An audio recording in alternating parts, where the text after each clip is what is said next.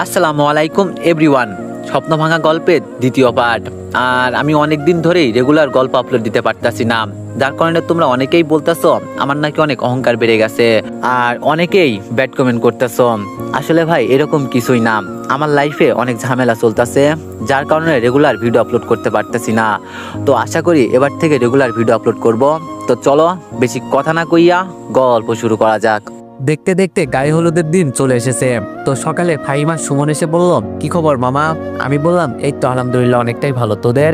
সুমন বলল, ভালো, তবে আরো বেশি ভালো তোর বিয়ের জন্য। আমি বললাম, আমি তো বিয়ে করেই ফেলতেছি, তো তোরা কবে বিয়ে করবি? হাইম বলল, বিয়ে তো অবশ্যই করা লাগবে, আগে তোরা কর, আমরা তো এখনো ছোট মানুষ, আমাদের এখনো অনেক সময় আছে। আমি বললাম, তোরা আবার ছোট মানুষ, শালা বুড়ো বেটা কোথাকার। সুমন বলল, দেখ দীপু, সকাল সকাল মেজাজ গরম করবি না, এমনি আসছি আজকে মজা করতে। মারিয়া বলল, কিরে ফাহিমের বাচ্চা, তুই কেমন আছোস? ফাহিম বলল, ভালো। আমি বললাম, কিরে মারিয়া, বড়দের সাথে কিভাবে কথা বলতে হয় জানিস না তুই? মারিয়া আবার মুখ বাঁকিয়ে চলে গেল। সুমন বলল, এই মেয়ে কে রে? আমি বললাম, ভাবির ছোট বোন। আর বলিস না, সবসময় আমার পিছু লেগে থাকে। ফাহিম বলল, তবে ওর মনটা খুব ভালো জানিস। আমি আর সুমন ফাহিমের দিকে তাকিয়ে আছি। সুমন বলল, তোর মতলবটা কি বলতো? ফাহিম বলল, আমার আবার মতলব কি? ওরে দেখেই তো কেমন শিশু শিশু লাগে, দেখিস না? আমি বললাম, ও আচ্ছা তাই নাকি? সুমন বলল, দীপু, আজকে তোর গায়ে হলুদের দিন তাই না? আমি বললাম, তো? সুমন বলল, আজকের এই দিনে আমি আর ফাহিম তোর সাথে একটা বাজি ধরতে চাই। আমি বললাম, ভাই দেখ, কালকে আমার এমনি বিয়ে, আমি কোনো বাজি টাজি তোদের সাথে ধরতে পারবো না। সুমন বলল, আরে বেটা, বাজিটা কি তা শুনবি তো? আমি বললাম, আচ্ছা বল শুনি। ফাহিম বলল, আজকে ভাবিকে যে কোনো ভাবেই হোক, ভাবিকে তোর হলুদ লাগাতে হবে এবং পিক তুলে আমাদের দিতে হবে। আমি বললাম, সময় কতটুকু দিবি? ফাহিম বলল, জানি রাতে হলুদ হয়, তবে তোকে আজকে রাতের 12টা পর্যন্ত সময় দিলাম, যা করবি আজকে রাতে কালকে নিবি না। আমি একটু চিন্তা করে বললাম, হয়ে যাবে। ফাহিম বলল, তাহলে কিভাবে যাবি চিন্তা করলি? আমি বললাম, ভাই দেখ, আমি কোনো মেয়ে বা অন্য কোনো রূপ ধরে যেতে পারবো না, আমি আমার মতো দেখা করে তোদের পিক দিলেই তো হবে। সুমন বলল, হবে। আর বাজিটা হলো, তুই যদি ভাবির গায়ে হলুদ লাগাতে পারিস তাহলে আমাদের 1000 টাকা দিবি, আর না পারলে 5000 টাকা দিবি। আমি বললাম, ওমা, এটা কোনো কথা হলো? এই বাজিটাজি আমি মানি না, আর আমার বাজির দরকার নেই। সুমন বলল, বুঝেছি, 1000 টাকার জন্য ভয় হচ্ছে তাই তো? আর তুই যদি তোর বউকে হলুদ লাগাতে পারোস তাহলে তোর ভবিষ্যৎ বাচ্চাদের দেখাতে পারবি। আমি বললাম, তাই তো, আচ্ছা ওকে ডান, আমি রাজি। মনে মনে বললাম, টাকা নিবি আমার কাছ থেকে তাই তো? দেখে নিব তোদের কেউ। দেখতে দেখতে প্রায় সন্ধ্যা হয়ে গেল। ফোনটা বের করে মিমকে একটা ভিডিও কল দিলাম। নুরি বলল, কি দুলা ভাই, ভালো আছেন তো? আমি বললাম, এই তো আলহামদুলিল্লাহ আমি ভালো আছি, তুমি ভালো আছো তো? নুরি বলল, ভালো। আপুর কাছে কল দিয়েছেন নাকি? আমি বললাম, তোমার আপু কই? নুরি বলল, আপু ওর বান্ধবীদের সাথে কথা বলছে। আমি বললাম, ও আচ্ছা, যখন ফ্রি হবে বলিও তো আমাকে একটা কল দিতে। নুরি বলল, আচ্ছা দুলা ভাই। ফোন রেখে বসে আছি আর মনে মনে চিন্তা করছি, বিয়ে তো করেই ফেলছি, বাবার পর তার বসে বসে খাওয়া যাবে না, নিজে একটা কিছু করতে হবে। আর কত, দেখি কপালে কি আছে। রুমে বসে বসে এইসব চিন্তা করছি আর ফেসবুক চালাচ্ছি। হঠাৎ দেখি রিয়ার ভিডিও কল। কলটা ধরলাম। রিয়া বলল, কি স্যার, কল দিয়েছিলেন নাকি? আমি শুধু রিয়ার দিকে তাকিয়ে আছি। আজকে যেন ওকে খুব সুন্দর লাগছে, মনে হচ্ছে যেন মাত্র গোসল করে এলো, এজন্য সুন্দর লাগছে। রিয়া বলল, এভাবে তাকিয়ে আছো কেন? আমি বললাম, মাত্র কি গোসল করেছো নাকি? রিয়া বলল, আর দেখো, ওয়াশরুম থেকে বের হয়েই তোমাকে কল দিছি। আমি বললাম, এজন্যই তোমাকে অনেক সুন্দর লাগছে। রিয়া বলল, আর অন্য সময় লাগে না বুঝি? আমি বললাম, তুমি আমার কাছে সবসময় সুন্দর। রিয়া বলল, জানি আমি। রিয়া, কালকে আমাদের কাজ হয়ে যাবে মনে হচ্ছে রে, কিন্তু কালকে তো তোর। রিয়া বলল, চুপ কর আর রুম থেকে বাইরে হ। আমি বললাম, কে ওটা আর কিসের কাজ? রিয়া বলল, আরে আমার বান্ধবী, ওর নাকি কোনো ছেলেকে পছন্দ হয়েছে, তাই এ কথা বলছে। আমি বললাম, আচ্ছা রিয়া, প্রেম ছাড়া কি দুনিয়ায় চলে না? রিয়া বলল, কেন চলে তো, কেন আমি প্রেম করি? আমি বললাম, তাহলে আমার সাথে কে প্রেম করে বুঝি? রিয়া বলল, আমি তো আমার হবু জামাইয়ের সাথে প্রেম করি, তাও মা বাবাকে জানিয়ে, তাদের হুকুম আছে, এটা দোষের কিছু না। আমি বললাম, তাই নাকি ম্যাডাম, খুব কথা বলতে শিখে গেছেন দেখি। রিয়া বলল, বলতে তো হবেই, বউটা কার? আমি বললাম, কার আবার, আমার বউ। রিয়া বললাম, তো তুমি জানো না? আমি বললাম, আচ্ছা আমরা বিয়ের পর কোথায় হানিমুনে যাব? রিয়া বললাম, আমার তো হানিমুন করার ইচ্ছাই নাই, অযথা টাকা নষ্ট করে লাভ আছে বলো? আমি বললাম, না না, হানিমুনে যাব। রিয়া বলল, আমি আমার স্বামীর টাকায় হানিমুনে যাব, অন্য কারোর টাকা দিয়ে নয়। আমি বললাম বুঝেছি, তুমি কি বলতে চাও। রিয়া বলল আচ্ছা ফোন রাখি, আমার একটু কাজ আছে। আমি বললাম ওকে, ভালো থেকো বাই। ফোন রাখার পর চিন্তা করছি, হঠাৎ কেমন যেন বুকের বাম পাশে ব্যথা করতে লাগলো, কেন জানি মনে হতে লাগলো স্বপ্নের মতো কিছু ঘটতে চলেছে আমার সাথে, কিন্তু এমনটা কেন মনে হচ্ছে আমি বুঝতে পারছি না। তাহলে কি রিয়াকে আমি দূর উল্টাপাল্টা কি যে চিন্তা করি আমিও না। কালকে মাত্র আমাদের বিয়ে হবে, আর আমিও না রিয়া হানিমুনে যেতে চাই আমার টাকা দিয়ে, আর ও তো ভুল কিছু বলে নাই, স্বামীর টাকা দিয়ে সবাই তো হানিমুন করতে চাই, এটা তো সব মেয়েদের ইচ্ছা। রাত প্রায় 11টা হয়ে গেল। আমি বললাম ভাবি ভাবি ও ভাবি। ভাবি বলল কি হয়েছে, এত চিল্লাচিল্লি কেন করছো। আমি বললাম আমাকে একটু হেল্প করো তো। ভাবি বললাম বলে ফেল, কি হেল্প করতে হবে। আমি বললাম হলুদ আছে তোমার কাছে। ভাবি বলল আছে তো মনে হয়, কেন কি করবে। আমি বললাম থাকলে নিয়ে আসো তো, একটু দরকার আছে। ভাবি কই থেকে হলুদ নিয়ে এসে হলুদের বাটিটা আমার কাছে দিল। আমি বললাম তাহলে আমি যাই কেমন ভাবি।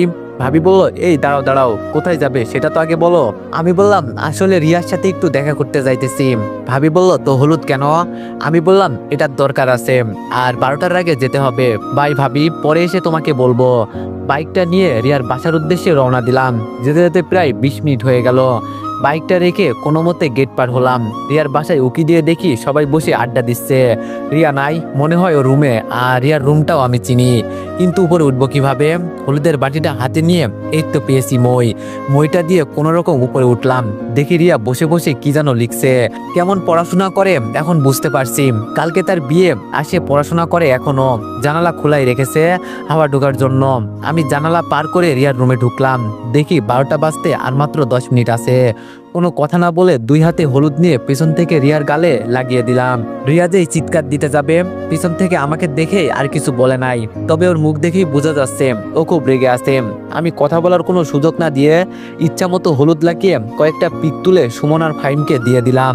আহা, এখন আমার কাজ শেষ, কি শান্তি লাগছে বলার বাইরে। রিয়ার আগে কোনো কথা বলতে পারছে না। আমি রিয়াকে ধরে ওয়াশরুমের সামনে নিয়ে যেয়ে বললাম যাও ফ্রেশ হয়ে আসো, পরে যা করার ইচ্ছে হয় করিও আমাকে। রিয়া ওয়াশরুম থেকে বললাম ওই আমার টাওয়ালটা দাও তো। আমি টাওয়ালটা হাতে নিয়ে বললাম তুমি কি আবার গোসল করলে। রিয়া বলল এই কোনো কথা বলবি না। আমি ভয়ে ভয়ে টাওয়ালটা দিয়ে দাঁড়িয়ে আছি। রিয়া বলল বিছানার উপর থেকে কাপড়গুলো দাও তো। আমি বললাম কোনো কাপড় নাই বিছানার উপরে। রিয়া বলল এই দেখ যেইটা আছে ওইটা দে তো, একটু জোরে বলল। আমি ভয়ে ভয়ে দিয়ে দিলাম, না জানি আজকে আমার কপালে কি হয়। রিয়া ওয়াশরুম থেকে বের হয়ে বালি দিয়ে আমাকে মারতে লাগলো। আমি রিয়াকে জোর করে জড়িয়ে ধরে বললাম শান্ত হও বাবু। রিয়া বলল কি শান্ত হবো, এই মাঝরাতে আমাকে এসে হলুদ লাগিয়ে দিলা, এইসব পাগলামি কেন করছো। জানো গোসল করতে আমার কত ঠান্ডা লাগছে। আমি রিয়াকে ছেড়ে কান ধরে বললাম সরি সরি, আমাকে মাফ করে দাও, আর আমারও ইচ্ছে ছিল তোমাকে হলুদ দিতে, এজন্য দিলাম। এখন যদি সুমন আর ফাইমের কথা বলি, ওদের অবস্থা পরে খারাপ করে দিবে রিয়া। রিয়া বললাম এই রাতে আমাদের বাসায় আসছো, তোমার ঠান্ডা লাগে নাই, গায়ে একটা গেঞ্জি শুধু। আমি বললাম তুমি জানো না ভালোবাসায় মানুষ 7 সাগর পাড়ি দিতে রাজি। রিয়া বলল অনেক ভালোবাসো না আমায়। আমি রিয়ার চোখের দিকে তাকিয়ে চশমাটা খুলে আমার হাতে নিলাম। আমি বললাম অনেক অনেক ভালোবাসি তোমায়, যা বলে বোঝাতে পারবো না। রিয়ার চশমাটা আমার চোখে পড়ে নিলাম। আমি বললাম কেমন লাগছে আমাকে রিয়া। রিয়া আমার কাছে এসে বলল অনেক সুন্দর লাগছে। আমি বললাম রিয়া আমি কি তোমাকে একটু জড়িয়ে ধরতে পারি। রিয়া বলল আগে তো ধরছিলাম, তখন তো আর অনুমতি নাও নাই, এখন আর ধরতে হবে না, যা করার কালকে অনুমতি দিব। আমি বললাম কালকে তুমি দিলেই কি আর না দিলেই কি, আমি আমার জিনিস তো নিয়েই ছাড়বো। রিয়া বলল দেখা যাবে স্যার। আমি বললাম অনেক ভালোবাসি তোমায় জান। রিয়া বললাম আমি যদি কোথায় হারিয়ে যাই পারবে তো একা থাকতে। আমি বললাম তোমার মাঝেই আমি বেঁচে আছি, তুমি চলে গেলে আমি কিভাবে বাঁচবো। হঠাৎ বাইক থেকে কে জানি বলল রিয়া রিয়া তুই কার সাথে কথা বলছিস, এই খাইছে রে, এখন কি করব, ধুর আর ভালো লাগে না, ধরা পড়লে তো জামিন নাই। রিয়া বলল আম্মু ফোনে কথা বলছি। শাশুড়ি বলল আচ্ছা তো রাত করিস না, তাড়াতাড়ি ঘুমিয়ে যা। রিয়া বলল আচ্ছা আম্মু। আমি বললাম ভয় পেয়ে গিয়েছিলাম জান। রিয়া বলল ভয় পার কি আছে, তুমি তো এই বাড়ির জামাই। আমি বললাম তাও তো সম্মান বলে একটা কথা আছে না, এ কি তুমি হলুদের বাটিটা হাতে নিলা কেন। রিয়া বলল তোমার ইচ্ছা আছে আমাকে হলুদ দেওয়ার, আর আমার নেই বুঝি। আমি বললাম দেখো রিয়া এই রাতে গোসল করলে ঠান্ডা লাগবে না বুঝি, তুমি কি চাও তোমার জামাই অসুস্থ হয়ে যাক। রিয়া বলল, আমি গোসল করতে পারলে তুমিও করতে পারবে, এখন চুপচাপ দাঁড়িয়ে থাকো, নড়াচড়া করবা না একদম। রিয়া আমাকে ইচ্ছে মতো হলুদ দিল। আমি বললাম, আচ্ছা রিয়া, তাহলে আমি যাই, বাবু বাসায় গিয়ে গোসল করতে হবে। রিয়া বলল, এত সহজে কিভাবে যাবা গো আমার জামাই, তোমার শ্বশুর শাশুড়ির সাথে দেখা করে যাও, ওনারা কি বলবে শুনে যাও, বলে রিয়া আমার দিকে এগিয়ে আসতে লাগলো। আমি বললাম, এই দেখো রিয়া, একদম না, প্লিজ প্লিজ এমন করো না বাবু, আমার সম্মান থাকবে না। রিয়া এসে আমার হাত ধরে টেনে রুম থেকে বাইর করলাম। এখন তো কান্না করতে ইচ্ছে করছে, কেন যে নিজের কপালে নিজে কুড়াল দিতে এলাম। আমি বললাম, রিয়া এটা করতে পারো না আমার সাথে। রিয়া বলল, কিছু হবে না বাবু, আমি আসি তো, চলো। নিচে নামার পর দেখি সবাই কেমন জানো আমার দিকে অবাক চোখে তাকিয়ে আছে। নুরি বলল, এই ছেলে কে আপু, আর কই থেকে আনলা, কেমন জানো চিনা চিনা লাগছে, আর ওর গালে হলুদ দেওয়া কেন? শ্বশুর বলল, কিরে মা, কে এই ছেলে, আর তোর সাথে কি? আসলে আমার পুরো মুখে হলুদ লাগানো, ইচ্ছে মতো দিছে রিয়া। রিয়া বলল, একে চিনতে পারছো না তোমরা? শাশুড়ি বলল, চিনা চিনা লাগছে। রিয়া বলল, আরে এটা তোমাদের বেচারা জামাই, আসছিল আমাকে হলুদ দিতে, উল্টা ওকে দিয়ে দিলাম। সবাই কেমন যেন হাসতে লাগলো আমার দিকে তাকিয়ে। ইস, কি লজ্জা কি লজ্জা, তোর কেন যে আসতে গেলাম এখানে। রিয়ার এক বান্ধবী বলল, এটা তোর জামাই? রিয়া বলল, রিয়ার বান্ধবী বলল, খুব হ্যান্ডসাম আছে বলতে হবে। আমি বললাম, আম্মু ভালো আছেন? শাশুড়ি বলল, বাবা ভালো আছি। আমি বললাম, রিয়া আমি গেলাম, এমনি অনেক রাত হয়ে গেছে। রিয়া বলল, চলো। রিয়াকে নিয়ে বাইরে আসার পর আমি বললাম, রিয়া কাজটা কি ঠিক করলে বলো? রিয়া বলল, আরে আমার বান্ধবীরা দেখতে চেয়েছিল তোমাকে, এজন্য দেখিয়ে দিলাম। আমি বললাম, জানো আমি আজকে কতটা লজ্জা পেয়েছি? রিয়া বলল, ওরে আমার লজ্জাপতি রে। আমি বললাম, আচ্ছা রিয়া, তাহলে আমি যাই। বাইকের উপরে উঠতেই রিয়া বলল, ঠান্ডা লাগবে না? আমি বললাম, আরে কিছু হবে না, তুমি রুমে যাও। রিয়া ওর গা থেকে ওড়নাটা নিয়ে আমার গায়ে পিছিয়ে দিয়ে বলল, এখন যাও। আমি একটা হাসি দিয়ে রিয়ার কপালে চুমু দিলাম। আমি বললাম, আসি, আরেকবার বাসর ঘরে দেখা হবে। রিয়া লজ্জা পেয়ে বলল, তুমিও না, বলে চলে গেল। আমিও বাইক চালাতে লাগলাম। কলিং বেল দিতেই আম্মু এসে দরজা খুলে দিল। আম্মু বলল, কিরে তোর এই অবস্থা কেন, আর মেয়েদের ওড়না তোর শরীরে কেন? আমি বললাম, আম্মু তুমি তো জানো আমার অনেক শখ থাকে। আম্মু বলল, তো এজন্য কি তোর পুরো শরীরে হলুদ লাগানো? গোসল না করলে তো মনে হয় হলুদ যাবে না। আমি বললাম, আসলে আম্মু হয়েছে কি, আমি লুকিয়ে তোমার বৌমার বাড়িতে গিয়েছিলাম। আম্মু বলল, বুঝতে পারছি, আর বলতে হবে না, এখন গোসল করতে পারবি? আমি বললাম, করতে তো হবেই, এগুলো নিয়ে ঘুমানো যাবে না। আম্মু বলল, যা ফ্রেশ হয়ে আই, আমি টেবিলে খাবার দিচ্ছি। আমি বললাম, আম্মু তুমি বরং ঘুমিয়ে যাও, এমনি অনেক রাত হয়ে গেছে, আমি নিজের খাবার নিজে নিয়ে খাবনি। আম্মু বলল, আচ্ছা তাহলে আমি গেলাম। আমি বললাম, যাও আম্মু। আমি সরাসরি ওয়াশরুমে চলে গেলাম। ফ্রেশ হয়ে টেবিলে গিয়ে বসে খাবার খেতে লাগলাম। হঠাৎ দেখি ফোনটা বাজতেছে। এই সময় আবার কে কল দিল? ফোনটা হাতে নিয়ে দেখি রিয়া। আমি বললাম, কি ব্যাপার রিয়া, তুমি এখনো ঘুমাও নাই? রিয়া বলল, আমি ঘুমাই গেলে আমার স্যারের খোঁজ খবর কে নিবে? আমি বললাম, আমি কি তোমার মতো মেয়ে? রিয়া বলল, তুমি কালকে থেকে আমার স্বামী, তাই আমি চাই না আমার স্বামীর কিছু হয়ে যাক। আমি বললাম, বাবা এত চিন্তা আমার জন্য? আচ্ছা কি করেন এখন ম্যাডাম? রিয়া বলল, এই তো মাত্র শুইলাম, আর মনে মনে চিন্তা করলাম তুমি কি বাসায় গেছো, নাকি তোমার কথা চিন্তা করতে ঘুমাতে পারি নাই। আমি বললাম, এটাকেই বলে খাঁটি ভালোবাসা। রিয়া বলল, হয়তো। আচ্ছা তুমি কি করো? আমি বললাম, এখন ভাত খাচ্ছি। রিয়া বলল, এখন খাবার খাইতেছো? আমি বললাম, রিয়া বলল, কি দিয়ে খাচ্ছ? আমি বললাম, মাছ আর মাছের ভর্তা। রিয়া বলল, জান, মাছের ভর্তা আমার খুব প্রিয় খাবার। আমি বললাম, নিয়ে আসবো নাকি তোমার জন্য আবার? রিয়া বলল, এই পাগল, আমি বলছি এমনি এত কষ্ট করে এই রাতে একবার আইসো, আমি চাই না আবার আসতে, পরে দেখা যাবে সকালে তুমি অসুস্থ হয়ে যাবে, পরে আমার বিয়ের কি হবে? আমি একটা হাসি দিলাম। আমি বললাম, আমার লক্ষ্মী বাবুটা, এখন ঘুমিয়ে যাও। রিয়া বলল, কিন্তু আমার তো ঘুম আসছে না। আমি বললাম, আজকে না ঘুমালে কালকে রাতে কিন্তু ঘুমাতে দিব না। রিয়া বলল, কেন দিবা না কেন? আমি বললাম, কেন তাই তো, তুমি জানো না আমি কোনো কথার উত্তর দিই না। রিয়া বলল, তাই নাকি স্যার, দেখা যাবে। হাত ধুয়ে রুমে চলে গেলাম। রিয়া বলল, আচ্ছা বিয়ের পর আমাকে এভাবে ভালোবাসবে তো? অনেকেই দেখি বিয়ের আগে তাদের ভালোবাসার শেষ নেই, আর বিয়ের পরে কি হয়, হয়তো দেখা যায় বউকে মেরে একেবারে হাসপাতালে পাঠিয়ে দিয়েছে। আমি বললাম, আচ্ছা আজকে তোমাকে কি কোনো ভূতে টুটে ধরছে নাকি? রিয়া বলল, কেন, তোমার কি আমাকে এমন মনে হয়?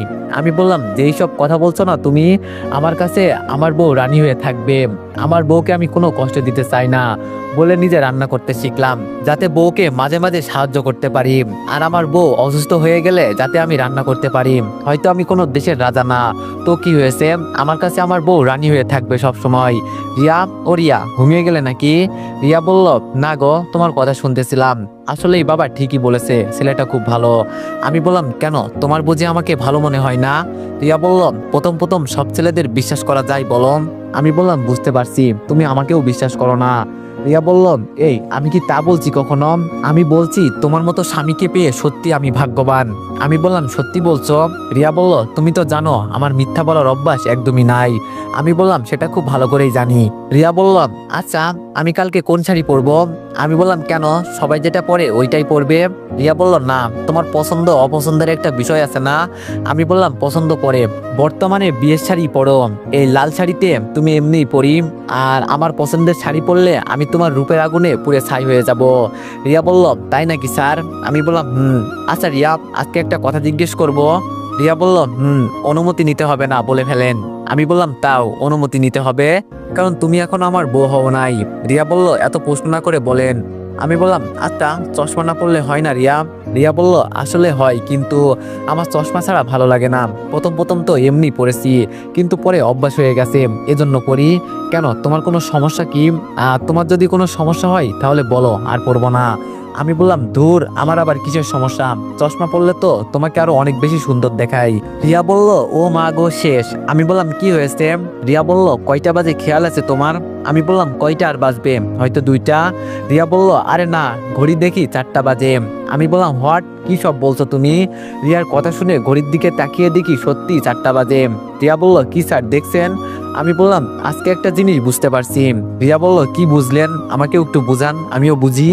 আমি বললাম মানুষ প্রেমে পড়লে এত বড় পাহাড় কিভাবে কেটে ফেলে তা আজকে বুঝতে পারছি। রিয়া বলল, আচ্ছা ফোন রাখি, এখন আমার বান্ধবীরা চলে আসবে, তুমি কিন্তু সময় মতো চলে আসবা, কোনো দেরি যাতে না হয়। আমি বললাম ম্যাডামের দিকে আর সহ্য হচ্ছে না। রিয়া বলল, ধুর তুমি ফোন রাখো তো, ইস আজকে একটু ঘুমাতেও পারি নাই। ফোন রেখে আমিও চিন্তা করছি কিভাবে সময় চলে গেল, কিছুই বলতে পারলাম না।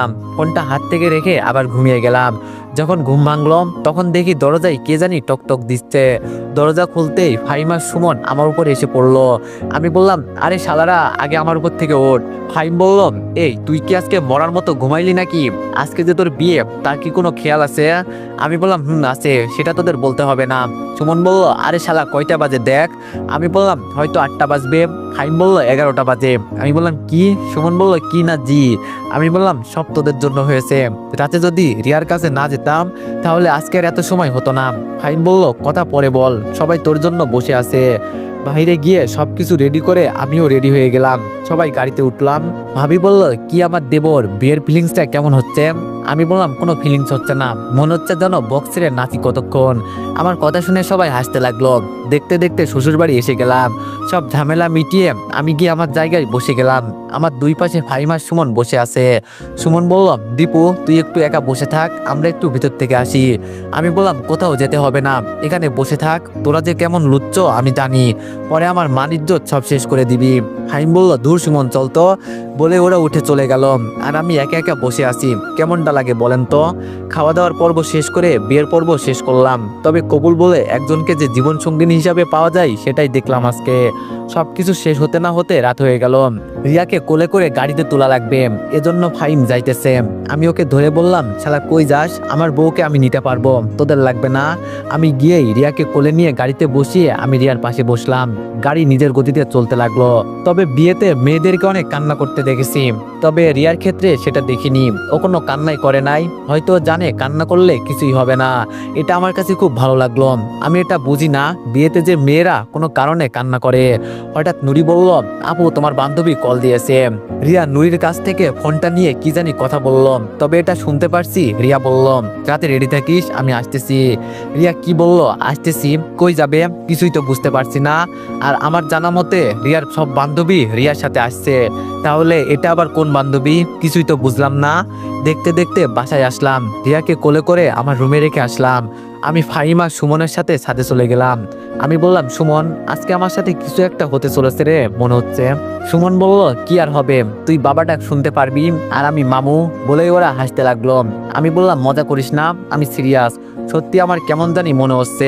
ফাহিম বলল, দূর বেটা শান্ত হ, বিয়ে করলে এমন চিন্তা ভাবনা সবারই হয়, কারণ দেখ আগে ছিলি তুই একা, এখন হয়েছে 2জন, একটা দায়িত্ব বাড়ছে, আবার পরে হবে আরেকজন, আবার আরেকটা দায়িত্ব বাড়বে, এজন্য চিন্তা তো হবেই, এটা সবার ক্ষেত্রেই। আমি বললাম হয়তো, তবে রিয়ার কথা আমাকে খুব ভাবাচ্ছে। ও আজকে রাতে কোথায় যাবে কিছুই তো বুঝতে পারছি না। আর কিসের কথা বললাম, হয়তো ওর বান্ধবীদের সাথে মজা করছে। সুমন বললাম, কিরে আবার কি চিন্তা করছিস? কই মজা করব তা না, তোর আবার মন খারাপ। ভাবি বলল, দীপু দীপু। আমি বললাম কি হয়েছে ভাবি? ভাবি বলল, যাও রুমে যাও, রিয়া তোমার জন্য অপেক্ষা করছে। আমি বললাম, কি বলছেন ভাবি? আপনার মাথা খারাপ হয়ে গেছে? মাত্র বাজে 9টা, এত তাড়াতাড়ি রুমে গিয়ে কি করব? ভাবি বলল, আমি বলি নাই রিয়া তোমাকে ডাকছে, আর তোমরা নাকি কালকে ঘুমাতে পারো নাই। আচ্ছা যাও রুমে, দেরি করো না। সুমন বলল, বুঝছি মামু, ভাবির তো আর তোর সইছে না, যা তাড়াতাড়ি রুমে যা। আমি বললাম, ধুর তোরাও না যে কি সব বলিস। বলেই নিচে নেমে আমার রুমের দিকে গেলাম। দরজায় দেখি মারিয়া আর আমার ফুফাতো বোন লামিয়া দাঁড়িয়ে আছে। আমি বললাম, কি চাই এখানে? আমাকে রুমের ভিতরে যেতে দেন। মারিয়া বলল, 5 লাগবে, 5 দে আর রুমে চলে যা। আমি বললাম, 5 টাকা লাগবে তো বলবি না? এই নে 10 টাকা দিলাম, এখন সর যা। লামিয়া বলল, 5 মানে 5,000 টাকা, আর আমরা কি ফকির নাকি যে 10 টাকা নিব? রুমের ভিতর থেকে রিয়া বলল, ওই দিয়ে দাও তো, তোমার ছোট বোনেরাই তো। শুনি বাসর রাতে মেয়েরা কথা কম বলে, আর আমার বউ দেখি, এজন্য চীনা পরিচিত কাউকে বিয়ে করা উচিত নয়। মারিয়া বলল, শুনলি তো ভাবি কি বলল, দিয়ে তাড়াতাড়ি। আমি বললাম, সবাই মিলে আমাকে মেরে ফেলো। পকেট থেকে 5,000 টাকা বের করে ওদের দিয়ে দিলাম। ওরা যেতেই রুমের দরজা লাগিয়ে ভিতরে গেলাম। রিয়া উঠে আমাকে সালাম করে আবার গিয়ে খাটে বসলো। আমি রিয়ার ঘুমটাটা উঠিয়ে রিয়াকে কিছুক্ষণ দেখলাম। রিয়া বলল, দেখা হয়েছে স্যার? আমি বললাম, কিন্তু তুমি এত তাড়াতাড়ি রুমে ডাকলা কেন? জানো সবাই কি ভাবছে? রিয়া বলল, আমি তোমাকে একটা কথা বলতে চাই। আমি বললাম, আমি তোমার স্বামী, অনুমতি লাগবে? রিয়া বলল, হয়তো এটাই তোমার সাথে আজকে আমার শেষ দেখা। তো এভরিওয়ান, সবাই নেক্সট পার্টের জন্য একটু বেশি বেশি লাইক আর কমেন্ট করে দিও।